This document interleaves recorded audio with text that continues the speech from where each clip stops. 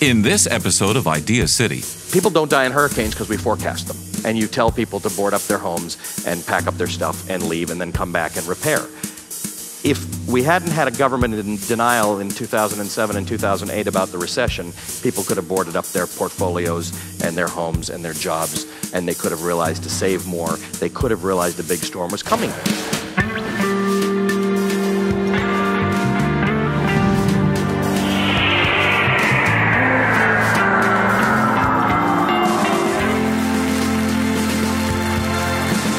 Idea City, the smartest people, the biggest ideas. With increasing frequency these days, I'm asked whatever happened to the old city TV. And I say, it's on CNN. So we've got JD, and we've got Ali Velshi, and we've got a number of old graduates of city TV. So I was briefly Ali Velshi's employer. Not the first guy to put him on television, but really I think we focused you in the business portfolio for the first time.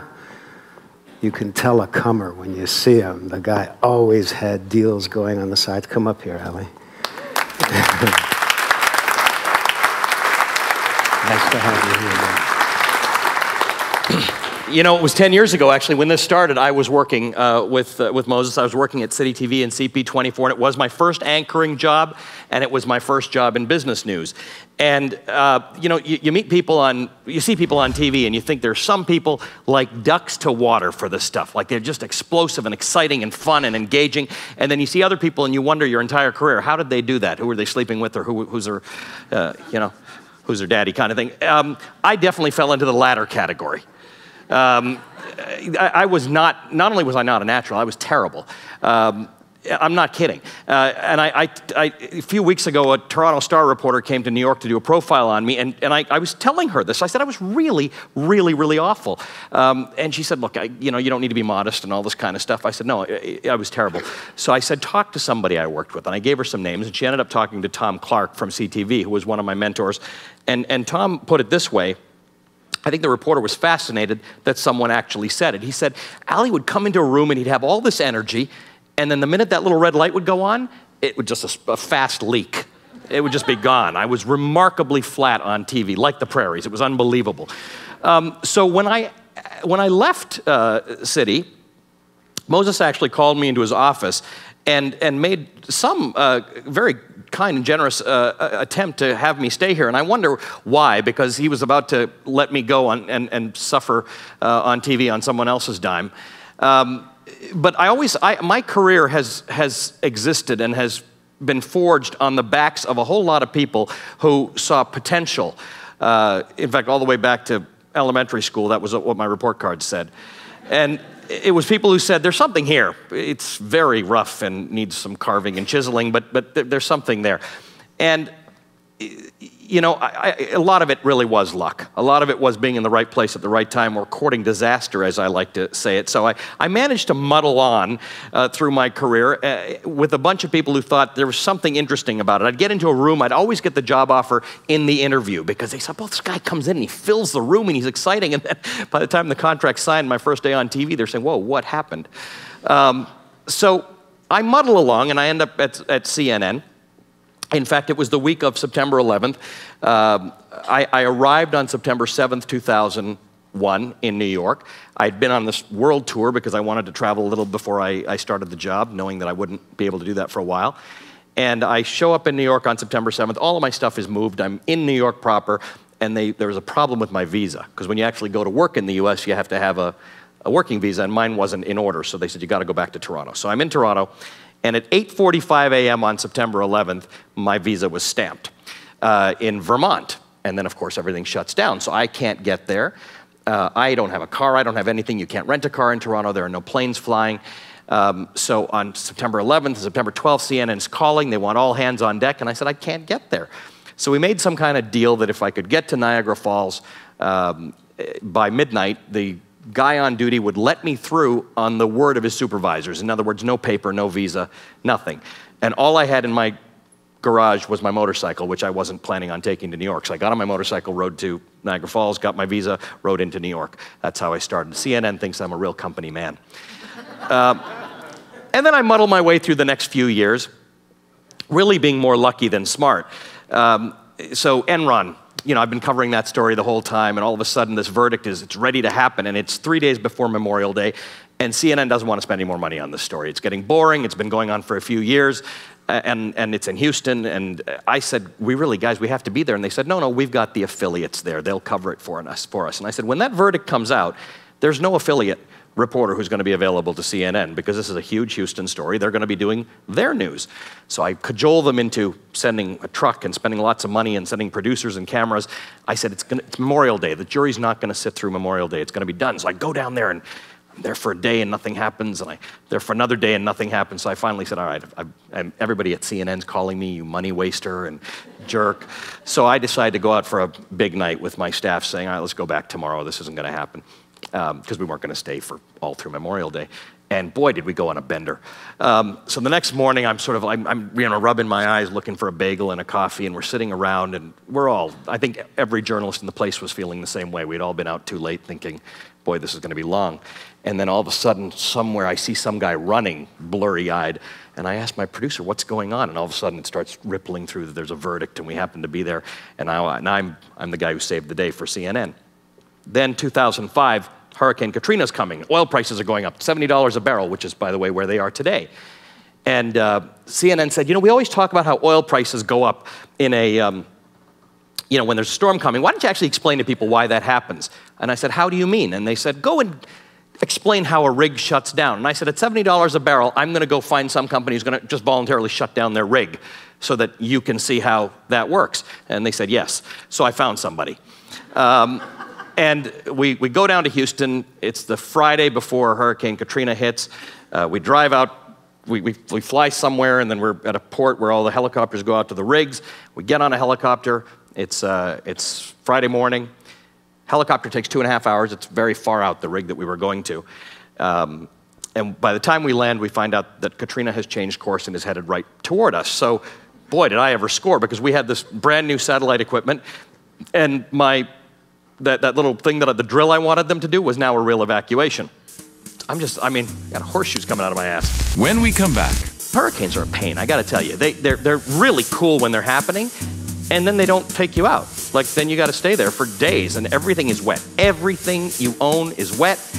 There's no power, there's no flush toilet.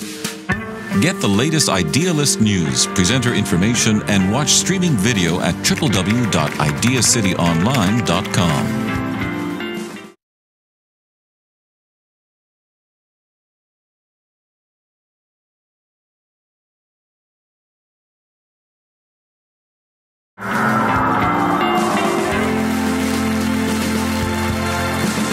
Idea City, the smartest people, the biggest ideas. Last August, my bureau chief sits with me and says, we got big storms coming into the south again. You've got hurricane experience. Why don't you go down to see what's going on?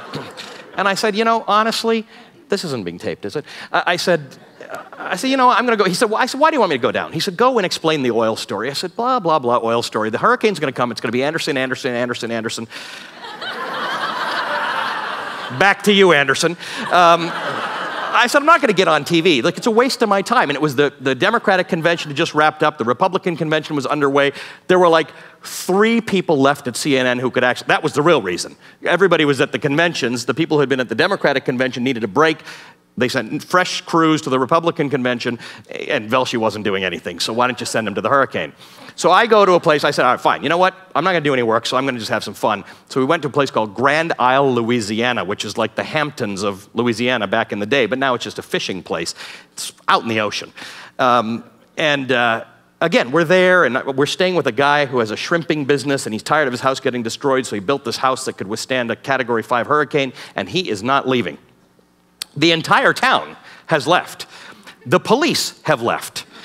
The fire department has left under the guise of being with their people so that they can help get them back into town and clear the roads and all that kind of stuff. Everybody is gone, but Mr. Shrimper, my crew of 4, and the deputy fire captain, who's a Navy SEAL, felt bad. He said, look, I can't leave you guys behind. You're going to die. So I'll stay with you. So bottom line is the storm wasn't headed anywhere to us until 4 o'clock on Sunday evening when the forecast changed. And once again, it's headed right to us. And nobody thought the storm was heading here because only I know what a magnet I am for disaster. So I'm here. No other network has anybody anywhere close. And Fox is reporting, we're waiting for the next report from Grand Isle. From who? I'm the only guy on the island. Like, you getting your reports from CNN now? Ultimately, the storm hit 10 miles from where we were, so we were right in the eye of the storm once again, and it was the only story out there. So if I finally go back, this is the end of August, I go back to New York, and hurricanes are a pain, I gotta tell you. They're really cool when they're happening, and then they don't take you out. Like, then you gotta stay there for days, and everything is wet. Everything you own is wet. There's no power, there's no flush toilets, because you know, I always wanted one of those flush toilets like the airplane. You know, when you flush it, it's like, whoosh. They're electric. So when the power goes out, your toilet doesn't work. And you can't put the thing in that, you can't fill it. You just keep filling water into the tank and it just disappears. I don't know what it is, but you don't want those in a hurricane. But yeah, you're just uncomfortable and wet and there's no power and it's terrible. So I really thought I was done. And then they said this Hurricane Ike is coming and it's going for Baytown, Texas, which is the biggest refinery area in America. And I just told my boss, I said, honestly, what did I do to deserve it? I'm a business guy. What's with the hurricanes? So I go back down, and I'm in Baytown, I'm getting blown around, the whole story's going on. So now this is September 7th or something like this. Now we've had these 2 major hurricanes, doesn't look like there are any more coming. And I go back thinking, all right, I've worked 3 weekends in a row, I am gonna relax. And then September 15th, Lehman Brothers failed, and I didn't get another vacation. In fact, you know, whenever anybody asks me who's to blame for this recession, I have this really conciliatory view that it's the consumer and it's regulations and it's greed and it was fraud and it was, you know, kind of everybody. I'd like to find out who's to blame because they've been screwing with my vacation for a year. So here we are in June. This thing's been going on really since the middle of 2007. The recession really started, the economy started to slow down. We spent the back half of 2007, the first half of 2008 with a government in the United States that was in remarkable denial about what was going on. And it was ironic because I just finished with the hurricanes and I was reading this book while Hurricane Ike was coming in. Gustav was just crazy. I mean, I thought I was gonna die, but by Ike, I was an old veteran 2 weeks later.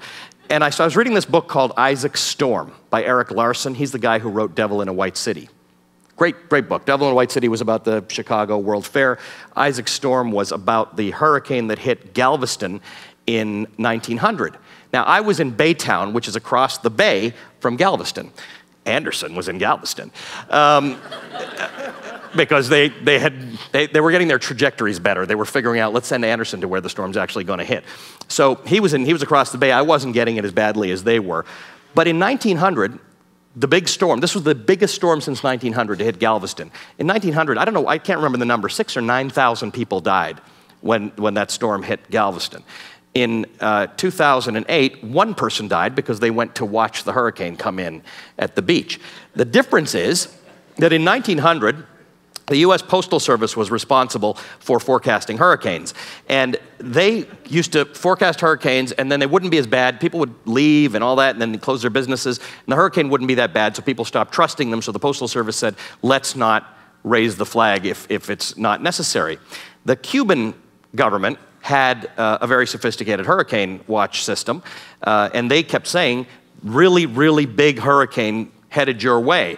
And the Americans said, no, it's not really that big. And Cuba says, we just got hit by it. It's really big and it's coming your way. And ultimately, the lack of sophistication in forecasting cost several thousand people their lives. Because simply, if we had known, people don't die in hurricanes the way they used to when you can forecast them. Again, Katrina was a crazy hurricane. It was supposed to hit the east coast of Florida. And 3 days later, it was in New Orleans. I mean, that was quite a shift and a very powerful, fast-moving slow-moving hurricane, which grew in strength. But the bottom line is, I was just thinking about the irony of it, that people don't die in hurricanes because we forecast them. And you tell people to board up their homes and pack up their stuff and leave and then come back and repair. If we hadn't had a government in denial in 2007 and 2008 about the recession, people could have boarded up their portfolios and their homes and their jobs, and they could have realized to save more. They could have realized a big storm was coming. But when the president was out there, and Henry Paulson was out there, and Ben Bernanke was out there saying the economy is fundamentally strong, and we were yelling on CNN, and I'm proud of this. We were out there saying, the American economy, more so than any other Western economy, is based on the strength of the consumer. And when the consumer weakens, as they started to, as soon as home prices started to come down or peaked, at the end of 2007, September of 2007, the consumer stopped spending. Stock market peaked, started coming down. The consumer started to feel weak. There are only three things that make you feel prosperous from a financial perspective, and that is the value of your home increasing, the value of your savings for retirement increasing, or the value of your wage increasing. And those three things stopped happening. When we come back, we are a fully integrated world economy now. Canada gets hit like everybody else gets hit. Commodity prices are high, oil prices are high. That will help Canada. But the bottom line is when America is weak and the rest of the world is weak, you get it in the teeth for being a fully integrated economy. great ideas are meant to be shared. Join the discussion on Facebook.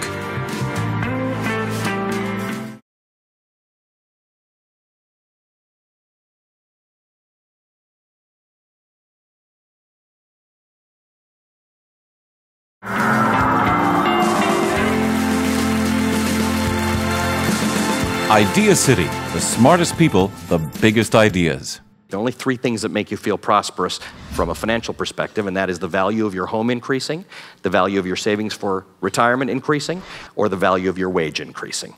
And those three things stopped happening, and the consumer slowed down. Fundamentally, that meant the economy was weakening. So to actually have senior government officials coming out saying the economy is fundamentally strong, the government doesn't want to talk down an economy, but it didn't allow people to prepare. That was like Galveston in 1900 versus Galveston in 2008. We live in a sophisticated environment where we know when things are going to happen. It would be easier if we weakened the economy a little bit because we caused people to spend a little bit less money and they saved themselves than the situation we're in right now, where people are very frightened to save money because they don't know what's coming next. And that's where we are right now. And you know, while the US government was in denial for a little while, I come back here all the time, and I had Canadians telling me, it's not going to be a problem for us. We got a strong banking system, we got commodity prices, oil prices are high, the dollar was starting to lower a little bit, so you know, you were getting business back from America. That's not the case. We are a fully integrated world economy now. Canada gets hit like everybody else gets hit. Commodity prices are high, oil prices are high. That will help Canada. But the bottom line is when America is weak and the rest of the world is weak, you get it in the teeth for being a fully integrated economy because people can't buy stuff. I think we're toward the end of this now. I think this recession ends probably in the next few months, but it's not like a light switch. It's like one of those compact fluorescents. It doesn't go on immediately. As I said, those three things have to happen. One of the three things have to happen. Your stocks have to be going up, your wage has to be going up, and your home price has to be going up. Canada's done very well on the home price side of things, particularly because of a stronger banking sector that didn't expose itself to subprime mortgages. And certainly, we're not a culture in Canada that encourages remarkable debt on the home price side of things. We're actually a little more sophisticated on the retirement side because they advertise and people sign up for their RRSPs. But the jobs question is very urgent and very serious, and that's got to be the #1 priority for the US government and the Canadian government, particularly with the auto sector. Less so in Canada, but in the United States, the middle class was built on the basis of a manufacturing industrial sector, and the auto sector was, for much of the 20th century, at the middle of that, and that is gone. That will never be the same as it was. Now what it'll do, it'll spread out to innovation like we saw with Zen and other smaller companies like Magna, new technologies, but we won't ever sell 16 million cars plus like we did in 2007. That's just not going to happen again. But Brazil needs cars, and India needs cars, and China needs cars, and frankly, I think the Uno is a fantastic idea as a motorcycle rider. That's the kind of idea and technology that is born out of a recession that we're going to see more of. So I think that we're past the crisis stage, and we're past the fear stage, and now we're into the stage where people are saying, if this thing is coming to an end, and maybe it takes a year, what is the career that I need to be in? What is the training that I need to have? What should I tell my child who's a student about the kind of careers they should have? Remember that transportation is still strong, energy is still strong. Alternative energy is really going to be the ticket to the future. The President of the United States understands that, Moses understands that, you understand that very clearly, but this is the kind of forum and the kind of discussion that needs to happen everywhere, and they do happen in other places, but not in as sophisticated and mature a fashion as they happen here. But this is where you have to be to address the problems, to find out where the investment opportunities are, and to push ahead, because some of the best things in life happen out of a recession. A recession is like a truck running over you. Don't be lying down when the truck backs into the garage. get out and make some money, figure out how to make it a better world, and we can actually learn how to spend less and yet contribute more for the economy. You know, not be as inefficient as we were, be better to the earth, and it can be a very, very exciting time for the next 10 or 15 years, and you guys have front seat to it. So thanks very much for your time.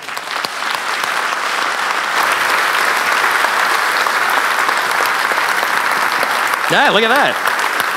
You can always tell a television pro right down to the second, Ali. That's well done, and thank you for those words of encouragement. Thank you, Moses. Good to see you. That's a nice way to... Get a quick picture? Yes. Well, man,